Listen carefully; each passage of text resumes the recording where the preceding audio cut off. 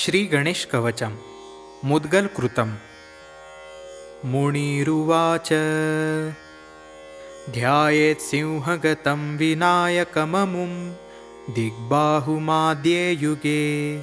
त्रेतायां तु मयूरवाहनमिमं षड्बाहुकं सिद्धिदं द्वापारे तु गजाननं युगभुजं रक्ताङ्गरागं विभुं तूर्ये तु द्विभुजं सिताङ्गरुचिरं सर्वार्थदं सर्वदा। विनायकः शिखां पातु परमात्मा परात्परः अतिसुन्दरकायस्तु मस्तकं सुमहोत्कटः ललाटं काश्यपः पातु भ्रूयुगन्तु महोदरः नयने भालचन्द्रस्तु गजास्यत्वोष्ठपल्लवौ जिह्वां पातु गणक्रीडश्चिबूकं गिरिजासुतः वाचं विनायकः पातु दन्तान् रक्षतु दुर्मुखः श्रवणो पाशपाणिस्तु नासिकां चिन्तितार्थदः गणेशस्तु मुखं कण्ठं पातु देवो गणञ्जयः स्कन्धौ पातु गजस्कन्धः स्तनौ विघ्नविनाशनः हृदयं गणनाथस्तु हेरम्बो जठरं महान् धराधरः पातु पार्श्वे पृष्ठं विघ्नहरः शुभः लिङ्गं गुह्यं सदा पातु वक्रतुण्डो महाबलः गणक्रीडो जानुजङ्घे उरु मङ्गलमूर्तिमान् एकदन्तो महाबुद्धिः पादौ गुल्फौ सदावतु क्षिप्रप्रसादनो बाहु पाणि आशाप्रपूरकः अङ्गुलिश्च नखान् पातु पद्महस्तोरिनाशनः सर्वाङ्गाणि मयूरेशो विश्वव्यापी सदावतु अनुक्तमपि यत्स्थानं धूम्रकेतुः सदावतु आमोदस्त्वग्रतः पातु प्रमोदः पृष्ठतोऽवतु प्राच्यां रक्षतु बुद्धिश अग्नेयां सिद्धिदायकः दक्षिणस्यामुमापुत्रो नैऋत्यां तु गणेश्वरः प्रतीच्यां विघ्नहर्ताव्याद् वायव्यां गजकर्णकः कौबेर्यां निधिपः पाया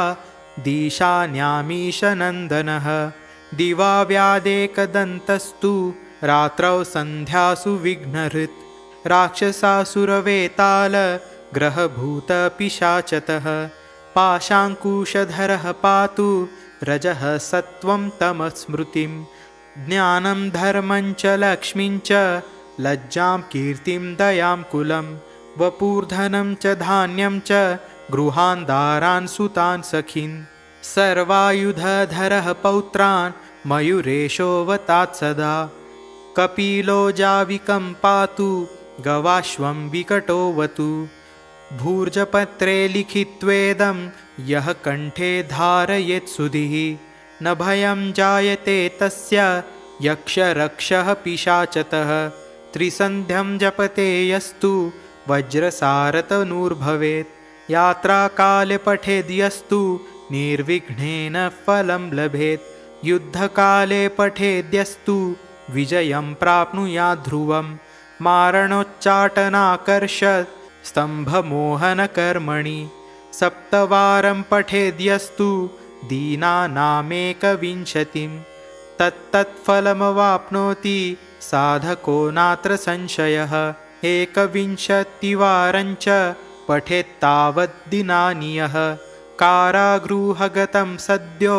राज्ञा वध्यं च मोचयेत् राजादर्शनवेलायां पठेदेतत्त्रिवारतः स राजानं वशं नीत्वा प्रकृतिं च सभां जयेत् इदं गणेशकवचं मुद्गलेन समीरितं कश्यपाय च ते नाथ माण्डव्याय महर्षये मह्यं स प्राह कृपया कवचं सर्वसिद्धिदं न देयं भक्तिहीनाय देयं श्रद्धावते शुभं सर्वरक्षाकरं सर्वमनः कामप्रपूरकम् अनेनास्य कृता रक्षा न बाधास्य भवेत् क्वचित् राक्षसासुरवेताल दैत्यदानवसम्भवा इति श्रीगणेशपुराणान्तर्गतं मुद्गलकृतं गणेशकवचं सम्पूर्णम्।